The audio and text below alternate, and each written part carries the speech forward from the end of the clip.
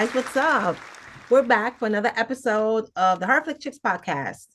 And I'm Sonia, and Sandra and Angie are here to say hello. Hi. Hi. Hi, hi. What- What's up, everybody? We're going to continue our discussion about the episodes of Guillermo Del Toro's Cabinet of Curiosities that are streaming on Netflix right now. And we're up to episode 5. So we're going to discuss that right now. And episode 5 is called Pickman's Model, directed by Keith Thomas.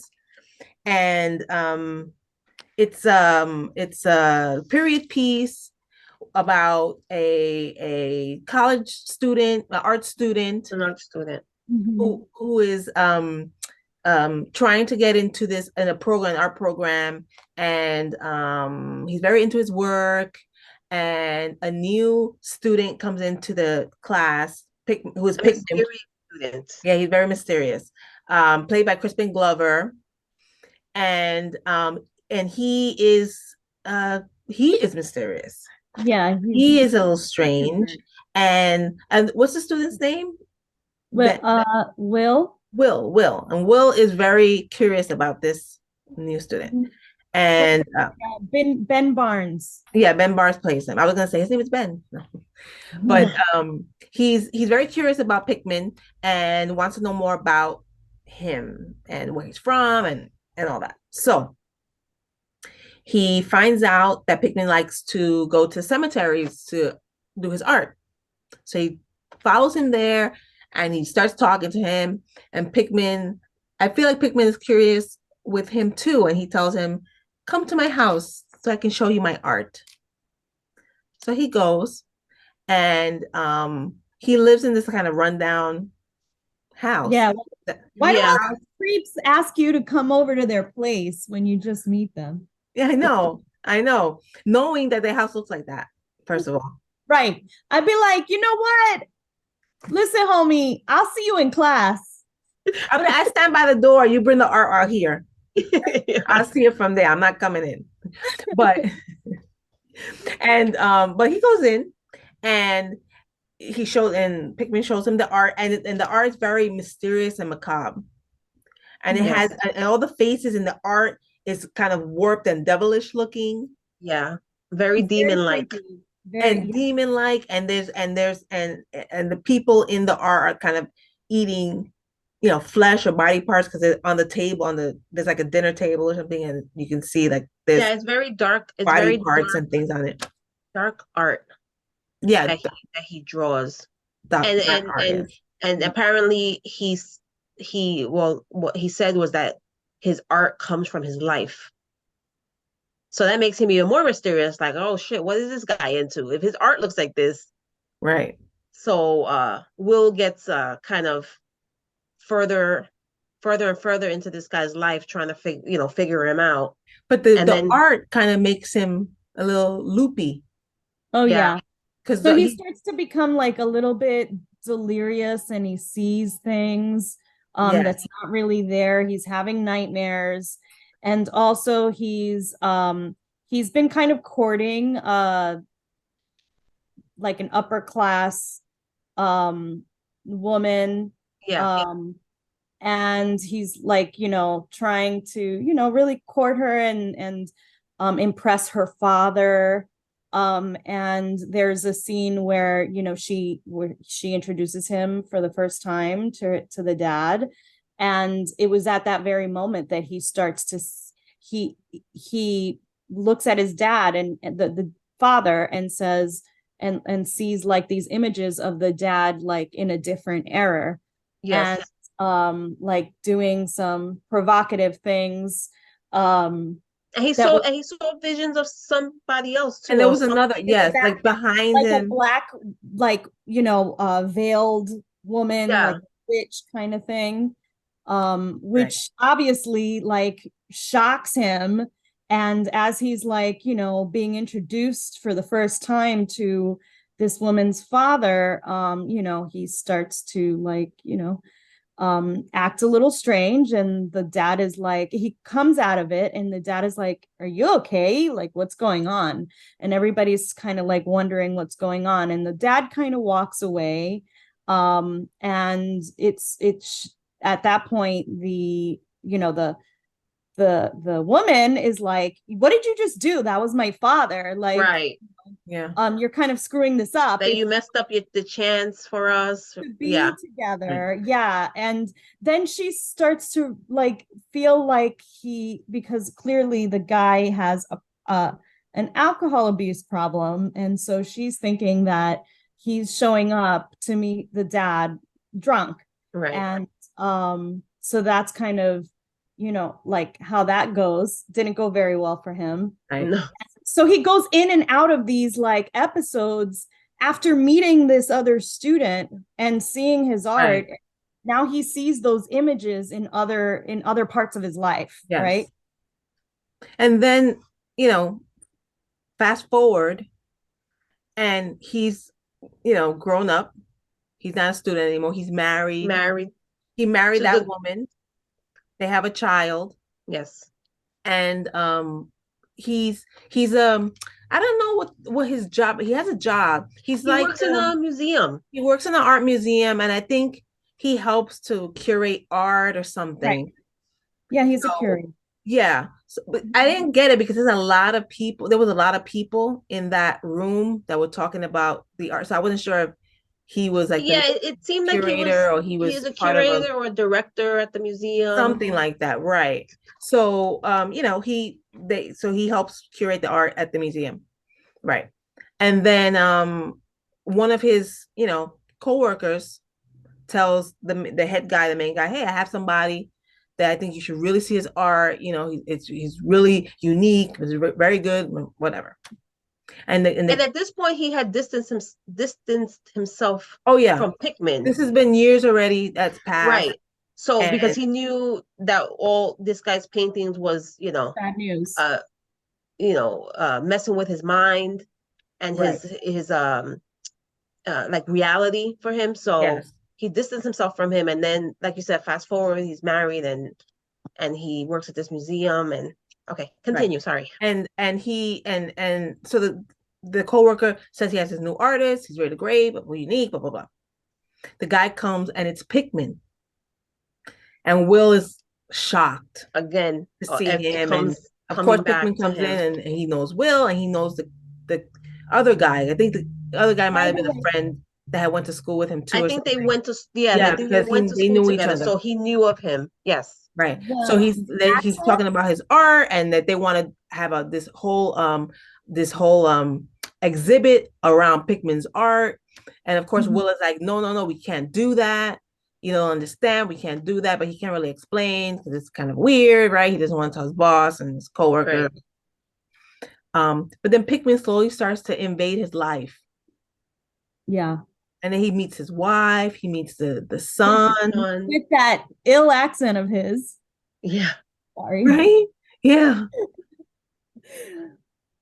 And he comes and he starts talking to the son. And then you realize later that the son is having nightmares. Right. And all that. And then again, Will is his mind is starting to go a little, in different directions again, like it was like he was in the past. Yep. So he's getting scared about, his family and about this art that's going to be shown, all this to everyone and blah, blah. Yeah, I have to say that I actually saw this episode twice all the way through. And the first time I wasn't paying attention too much, and I think I missed some things. So did I. And then I had to rewind this. Actually, rewind. Did you hear me? Oh my gosh. I just aged myself. Yeah, I had to start this over a couple of times because there was a lot of things happening. There was a lot of things happening. And I have to say that this turned out to be one of my favorite of the episodes. I like this one too. Like honestly, like I don't know if I really quite loved the direction by Keith Thomas. But I will say that, like, for me, the visual, aspects and the display were really amazing. Particularly like the one scene where the wife, he's like coming home and the wife is like making dinner and like everything seems normal, and then she But turns it's not. her But it's not normal. Right. At the end, yes, at the The end. end that was was very crazy. disturbing. The end It was was disturbing. Very Yes. very disturbing.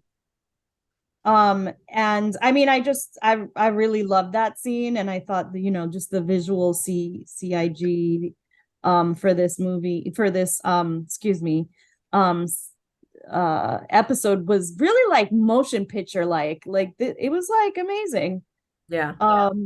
Yeah, I feel like the parts that you may not have understood or may not have made sense, if you watch it all the way through and then you see the end and you think back, it kind of brings everything together. Like, oh, like these, like you feel the like what the actual effects of these paintings were to these characters. Yeah.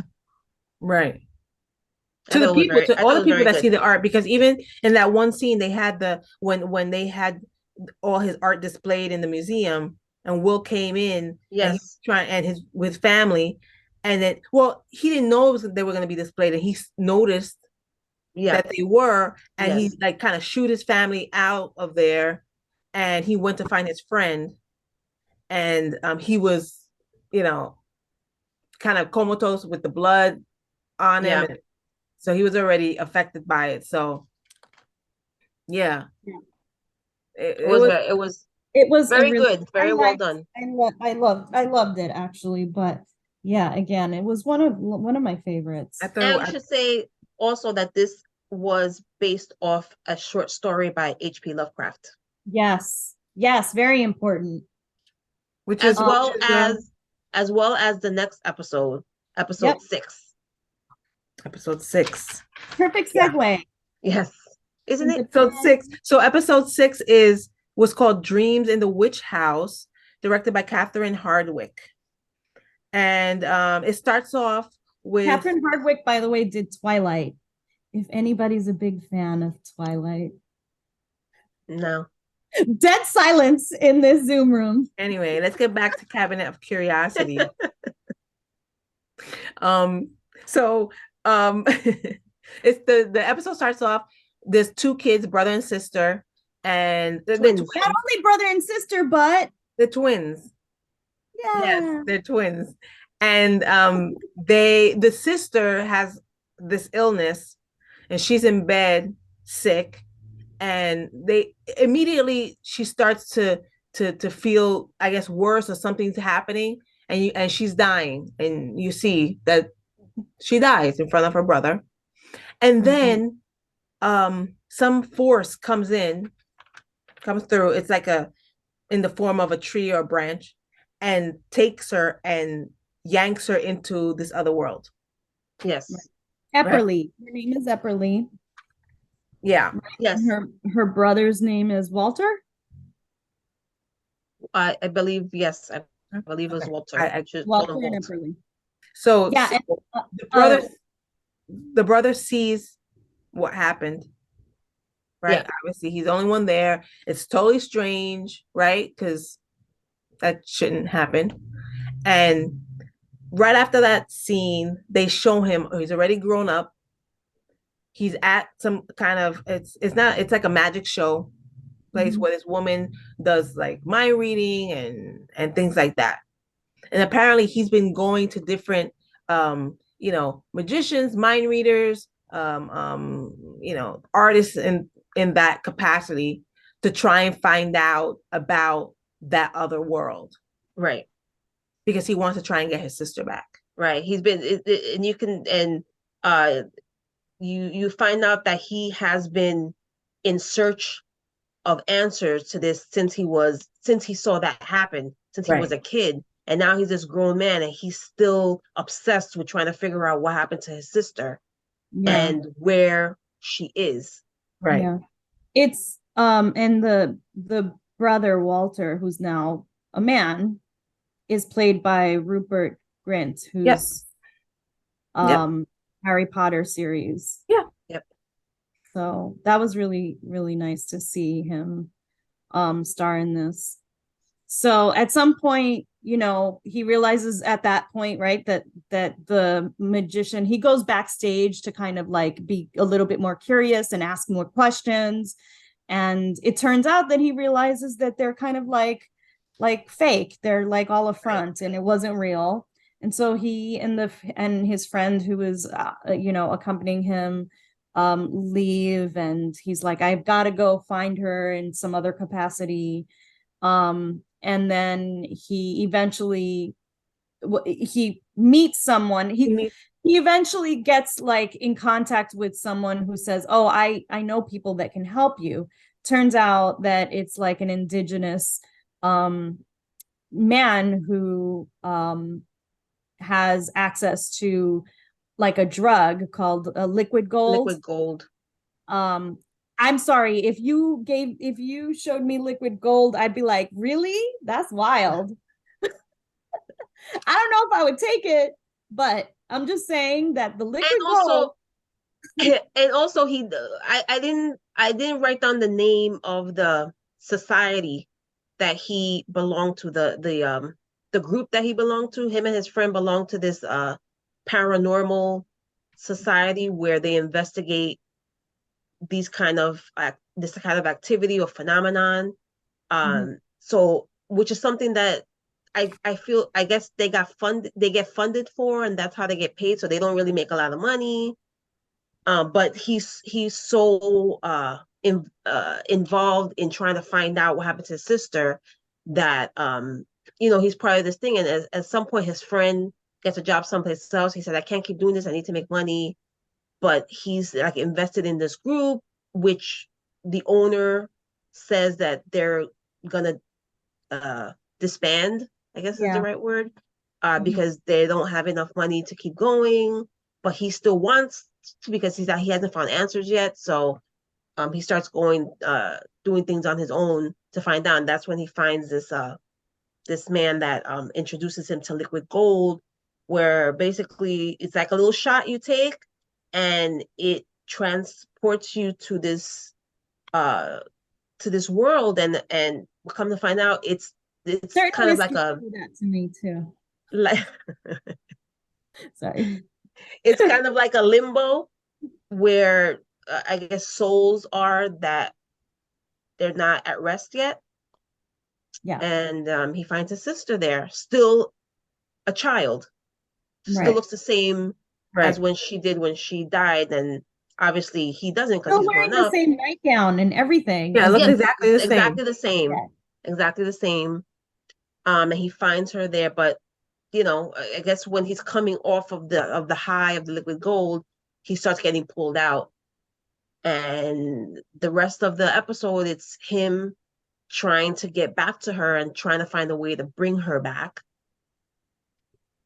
He goes back in the second time, and he finds her again, and he wants to get her out, and he ends up when he was being pulled back, he ends up grabbing onto her nightgown to get out. And when he wakes up from his sleep, I guess, he has a piece of her nightgown with him, and he's like, oh, I can bring her out. I can bring right.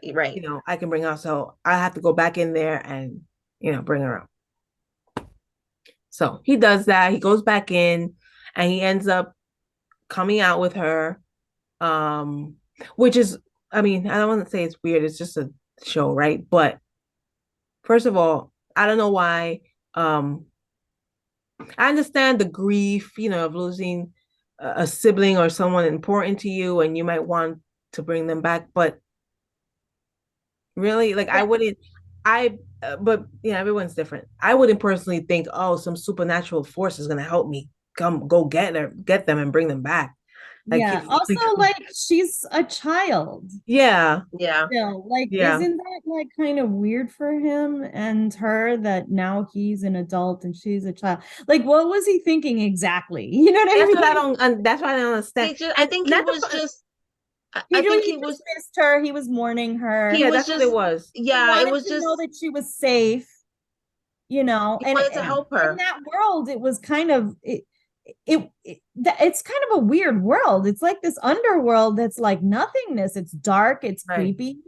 It's not like she did, she went into the light and is Right. like, And it's not only that she was like just still a child in child form, is that she's dead. So if you bring her back, I mean, she can't like eat and stuff. She can't live like you. She's not alive, right? Yeah, so it's kind of like why would you even kind of bother doing that? But again, it's a show and that's why we're here discussing it. So. Well, it ends up that he does bring her out, but obviously she can't stay there because, like you said, she's dead. She can't live in that world anymore. Right. So, this was an interesting one. It was I felt like a little bit like it reminded me a little bit of that movie, the butterfly effect. Oh yeah. oh, yeah, that's Like, he's like going back to her and changing things, and then things are different when he comes back into his world, you know. So right. I got a little bit of a feel Okay. of that movie watching Okay. this. Yeah. And I mean, it seemed to me at the end because there was a witch there, right, in that Yeah, world. they go into he like kind of hangs out in that residence that's also creepy and decides this is the place where I'm Oh gonna yeah, bring. right, right. And apparently there was some kind of connection with both the twins and the witch, Yeah. and that's The why twins she were the wanted. key. The Hmm? twins were the For the key for. The key. twins were the key. Were the key, Yep. Yes. and Yeah. were the key. And so yeah, so that was also part of that story. But yeah, I thought it was a good episode, and but I don't know if it was my favorite, one of my Yeah, favorite. I don't. Yeah. I don't know if it was one of my favorites, but I have to say that I loved the last scene where they're in the church with the nun, and the nun is like, "Oh, not up in here, you're not. Oh yeah, right. You are not bringing anything from that other world up Oh, in here. right. You don't know what's going on with that, and leave that out of here." Yeah, And eventually she protects them, and the at nun our is all own like doom. cursing, and like I'm just Yeah, like, this turned really funny for me towards the end. But yeah, I agree. I don't, this wasn't one of my favorites, but you know, it was I interesting mean, though. again, this was another one that the CGI was really pretty cool with the witch Yeah. Yeah. and the rats And then and the the, way they open, like the limbo world opened up in Mm-hmm. like these trees, and then yeah. how he walked through it and how they pulled him back through it. Like, it was interesting to see that. It looked like, wow, this is like a real place. Like, it looked very real. Right. Agree. Yeah, it's cool. Yeah. So yeah, so that's our recaps of episodes 5 and 6 of Cabinet of Curiosities. And we'll be back on our next episode to discuss the last two episodes of the show. And again, we are the Horror Flick Chicks podcast, and you can make sure to check out our video on YouTube, and make sure you subscribe to our YouTube channel too. And our podcast can also be heard on Apple Podcasts, Pandora, iHeartRadio, and Spotify. So if you have any one of those streaming services, make sure you subscribe or like our podcast and check out so you can see when our new episodes are coming in. So I guess until next time. Again, I'm Sonia and Sandra and Angie here, and we're gonna say peace, love, and horror. See you next time. Bye. Bye. Woo.